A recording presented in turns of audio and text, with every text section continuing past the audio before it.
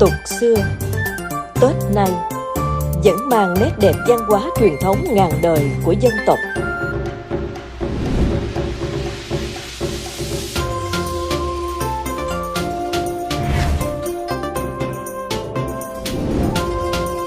Tết Việt đậm đà phong vị ngày xuân, ôn cố tri tân, nhớ về cội nguồn dân tộc.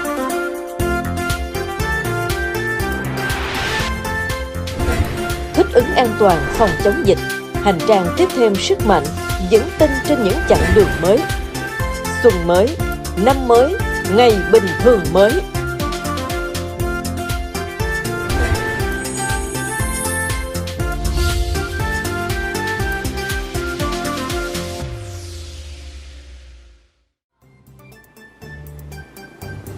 Chợ Tết trưng bày những mặt hàng mang hương vị Tết cổ truyền của dân tộc với cách bài trí đẹp mắt.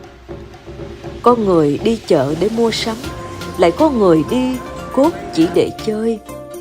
Đi chợ Tết trở thành một phần quan trọng trong văn hóa của người Việt mỗi độ Tết đến xuân về.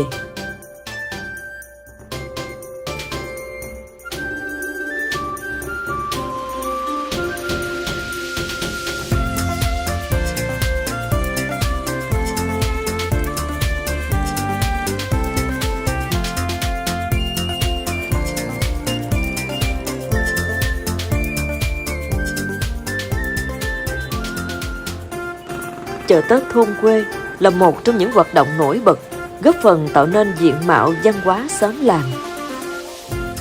Ngày thường chợ chia ra nhiều khu vực: khu bán rau quả, khu bán lương thực, khu bán thịt cá, khu hàng tạp hóa, khu bán heo, gà, vịt.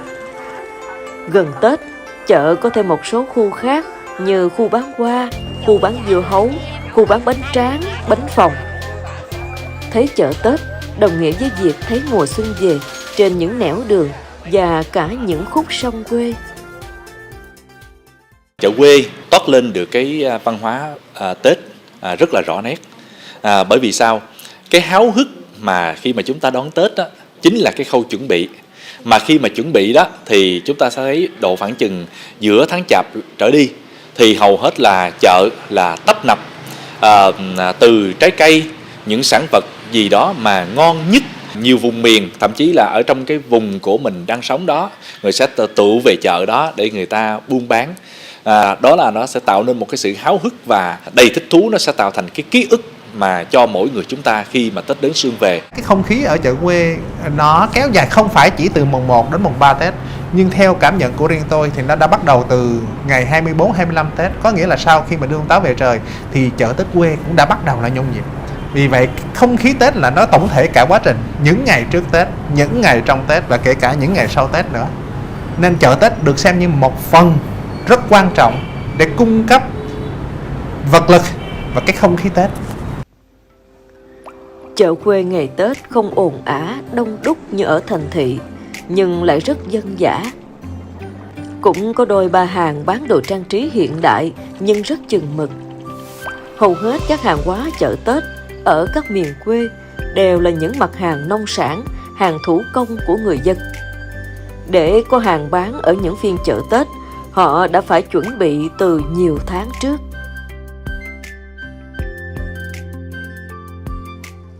Có nghĩa dân quê đi chợ Tết là đóng cả hai vai, vừa là người bán, vừa là người mua.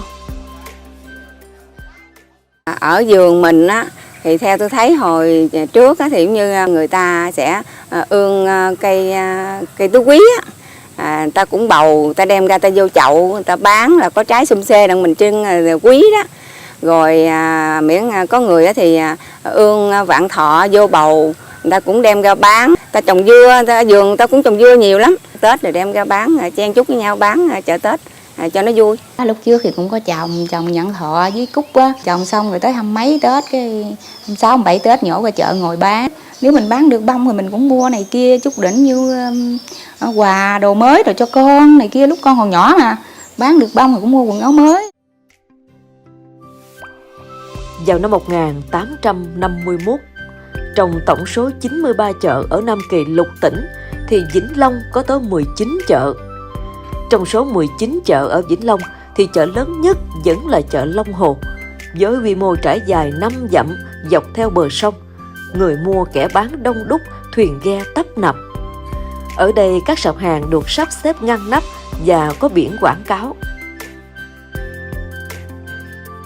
Trong sách Địa chí tỉnh Cửu Long, tác giả Trần Thanh Phương có ghi: năm Kỷ Dậu 1789, chợ Long Hồ rất phồn thịnh. Lúc Tết gần cận, dân chúng tưng bừng đi sắm Tết. Dịp này, trái cây mứt kẹo bày bán ở chợ không biết bao nhiêu mà kể. Có thứ sản xuất tại chỗ, có thứ được mang xuống từ Sài Gòn chợ lớn, lại có thứ được đưa sang từ Cần Thơ. Sau khi chợ Long Hồ không còn, chợ mới Vĩnh Long được thành lập, được gọi là chợ Giảng. Ngày xưa, vì kỵ quý chữ Vĩnh trong tên thật của vua Bảo Đại Nguyễn Phúc Vĩnh Thụy, mà chữ Vĩnh trong chữ Vĩnh Long thường được đọc trại thành Giảng. Chợ Giảng, tức chợ Vĩnh Long, ẩn chứa nhiều ký ức về vùng đất, về nếp sinh hoạt của một vùng đất hưng thịnh. Gần Tết, nơi đây đã hội tụ rất nhiều mặt hàng. Bao nhiêu cây ngon, bao nhiêu sản vật từ khắp các huyện đều tập trung về. Người họp chợ đông tràn ra cả đường cái. Trước đây, khi các siêu thị, cửa hàng cao cấp chưa mấy phổ biến, thì hoạt động mua sắm Tết, dù lớn hay nhỏ, đều diễn ra ở chợ. Chợ Tết hội tụ những vật phẩm văn hóa Tết cổ truyền của dân tộc. Chính vì thế, đây là nơi kết nối mỹ tục ngày xuân với mọi nhà. Người dân đến chợ mua trầu cao để dựng cây nêu ngày Tết. Đây là phong tục để xua đuổi ma quỷ, xóa đi những điều bất hạnh của năm cũ, mừng tổ tiên về sum họp với con cháu. Người dân đến chợ để mua trái cây. Đó là phong tục thờ cúng tổ tiên với mâm ngũ quả, thể hiện sự gắn kết giữa con cháu với ông bà tổ tiên, là niềm tin, sự kỳ vọng của người dân vào một năm mới nhiều điều tốt đẹp, may mắn sẽ đến. Đó là những cành hoa ngày Tết như mai, cúc vạn thọ hay những cây tứ quý lộc xanh mơn mởn, quả vàng tròn trịa, tượng trưng cho sự sung túc, tràn đầy, viên mãn. Đó là phong tục ẩm thực với những món ăn truyền thống không thể thiếu trong những ngày Tết. Chợ ở mỗi vùng miền đều có những nét đặc trưng riêng biệt. Nét văn hóa ấy có thể ẩn trong phương cách đi chợ, có thể ẩn trong hàng hóa. Tết này anh về thăm chợ nổi, ngồi bờ sông ngó dáng em chèo. Con gái miệt vườn xinh quá đổi, má đồng tiền và mắt trong veo. Xưa kia tập quán định cư dọc đôi bờ sông cùng phương tiện di chuyển bằng ghe xuồng của phần lớn cư dân miền Tây đã làm hình thành nên một trong những nét văn hóa đặc trưng miền sông nước, đó là chợ nổi. Gọi chợ nổi vì chợ hợp trên sông. Cuối năm, chẳng ai mời nhắc mà chợ nổi tự nhiên nhộn nhịp hẳn lên. Hàng trăm ghe xuồng lớn nhỏ cặp kè san sát nối đuôi nhau để giao lưu mua bán các loại hàng nông thủy sản miệt vườn.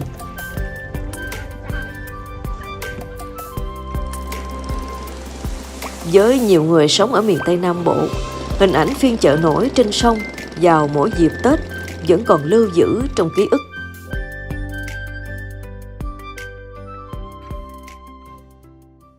Có lẽ ấn tượng nhất đối với tôi chính là hình ảnh chợ Tết ở trên sông chợ nổi. Hàng hóa tấp nập từ khắp nơi. Lúc bấy giờ thì cầu Mỹ Thuận chưa có. Vì vậy không phải chỉ có những cái ghe thuyền chở những cái hàng nông sản phục vụ Tết, rồi hàng hoa phục vụ Tết từ khu vực Cái Bè hay lân cận đâu, mà tận xa xôi từ Rạch Giá, Kiên Giang, Châu Đốc cũng chở về đó, và từ đó thì mới lên bờ và lên xe hàng đi về thành phố Hồ Chí Minh.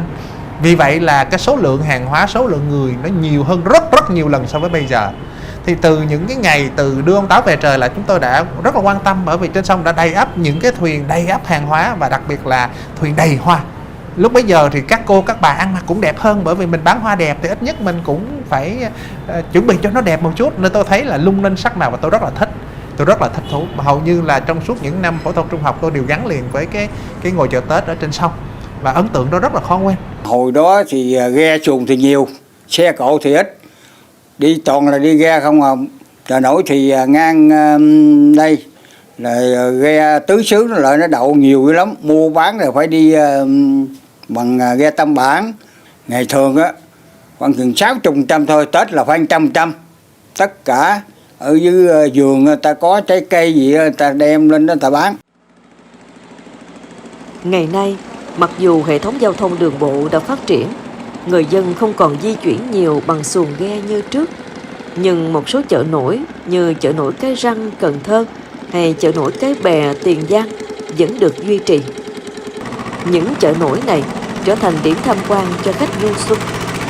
Với họ, chợ nổi chính là nét đẹp văn hóa đặc trưng nơi sông nước miền Tây.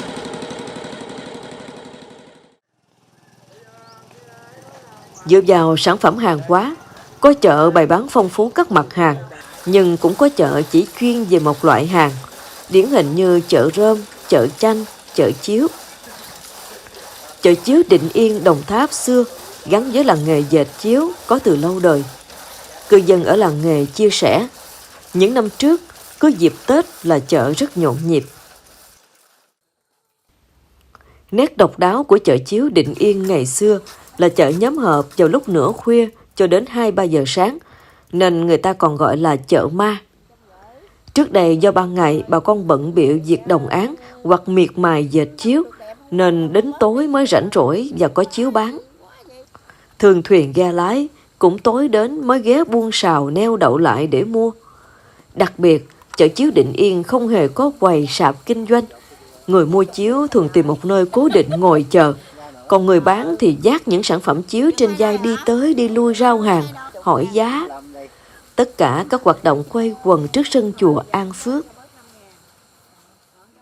Hồi đó tôi còn làm chiếu ở chợ đêm đó, coi như là tôi vừa bán chiếu, cả đó là tôi cũng còn nhà có làm bánh bán ban đêm theo đó, nên là giờ nào tôi cũng có mặt ở chợ chiếu đó hết.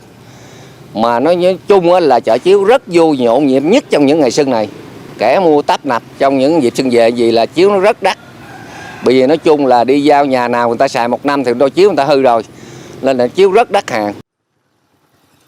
Ngày nay dù chợ bán đủ loại hàng hóa, thậm chí ít bày bán mặt hàng chiếu, nhưng người ta vẫn gọi là chợ Chiếu Định Yên. Bà con nơi đây chia sẻ, bây giờ chiếu được thương lái đến tận từng cơ sở thu mua. Sao bao vật đổi sao dời, cư dân Định Yên vẫn lưu giữ vẹn nguyên ký ức về ngôi chợ ma bán chiếu ngày xưa. Ở chợ Cao Lãnh có một nét văn hóa lâu đời, đó là vào mỗi dịp Tết, những tiểu thương người dân thường mang hoa quả nhang thơm trang trọng đến viếng đền ông bà Đỗ Công Tường ngay trước ngôi chợ, thể hiện sự biết ơn với ông bà chủ chợ. Hơn 200 năm trước, tại làng Mỹ Trà thuộc Tổng Kiến Phong, Phủ Kiến Tường, tỉnh Định Tường, chợ được hợp ở khu vườn quýt của vợ chồng ông Đỗ Công Tường. Chính vì vậy, chợ Mỹ Trà còn được gọi là chợ vườn quýt, và ông bà Đỗ Công Tường cũng được gọi là ông bà chủ chợ.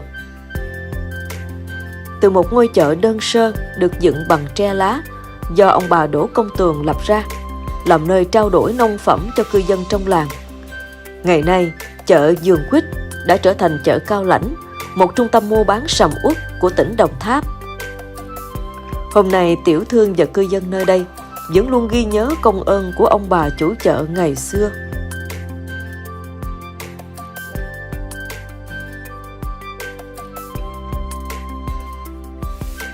Ở phiên chợ Tết, chợ Hoa Xuân luôn là điểm đến được mong chờ. Nhiều địa phương đã dành hẳn một khu riêng để tiểu thương bán mặt hàng này. Những địa điểm này thường cập theo bờ sông để ghe thuyền thuận tiện việc chuyên chở và dễ lấy nước tưới hoa. Vậy là trên những con đường ven sông, muôn hoa hội tụ, tạo nên phong vị đặc trưng cho chợ hoa miền Tây. Chợ hoa còn là nơi để người ta du xuân. Tới cái ngày gần Tết, 20 mấy Tết là xúm nhau, mấy cô ăn mặc áo dài đi tới đi lui ở trong cái khu chợ hoa. Họ không phải mua hoa đâu, họ đứng đến chụp hình, lấy những cái cảnh đẹp để mà lưu giữ những cái kỷ niệm đẹp cho mình và cho gia đình. tới ngày xuân là phải đi chợ Tết. Mà đi chợ Tết không hẳn là sắm đồ, mà là để vui xuân. Người đi chợ hoa thường thông dong để thưởng ngoạn sắc hoa cũng như phong vị của mùa xuân. Chợ Tết nhờ vậy mà rất có giá trị.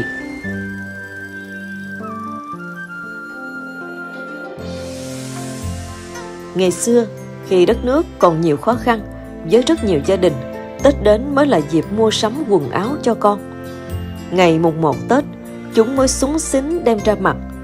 Quần áo, giày dép, nón mới ngày ấy là cả một báu vật. Và được đi chợ Tết với cha mẹ còn là niềm hạnh phúc không thể nào quên.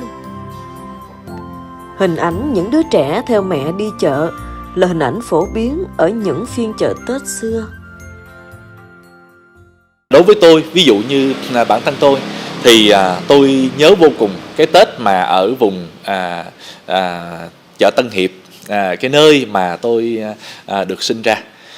Lúc đó thì nó sẽ có toát lên cái ký ức mà hồi nhỏ mẹ tôi mặc cái chiếc áo bà ba, đội nón lá, rồi dắt tôi đi để mà sắm đồ Tết. Nghe cái không khí mà cười vui hớn hở, rồi đi qua bên những cái chợ hoa, tự nhiên là mình sẽ cảm thấy yêu đời vô cùng. Thay chợ Tết truyền thống, ngành thương mại điện tử mua sắm online lên ngôi.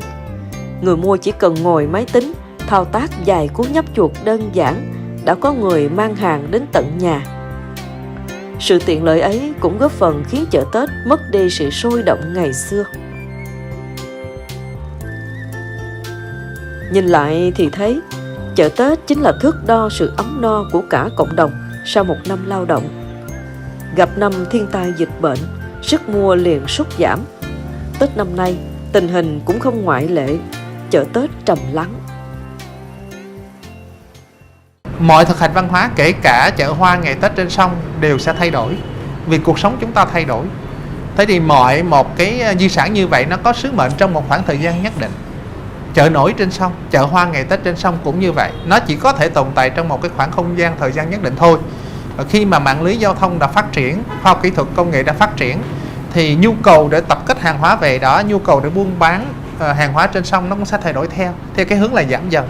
Và chúng ta cũng không cưỡng lại được.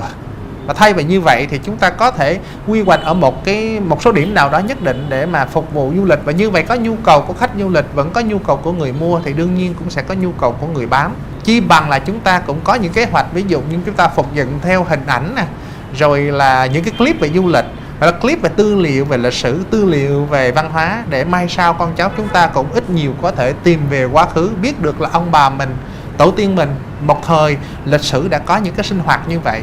Và trong cái sinh hoạt văn hóa truyền thống gắn với ngày Tết của người Nam Bộ đã từng có một cái hình ảnh đẹp đến như vậy. Thời gian có thể khiến Tết mỗi thời mỗi khác. Nhưng dù thế nào, phiên chợ Tết vẫn luôn là một bức tranh rất sống động. Ở đó, người ta luôn tìm thấy những vẻ đẹp độc đáo được lưu truyền qua tháng năm.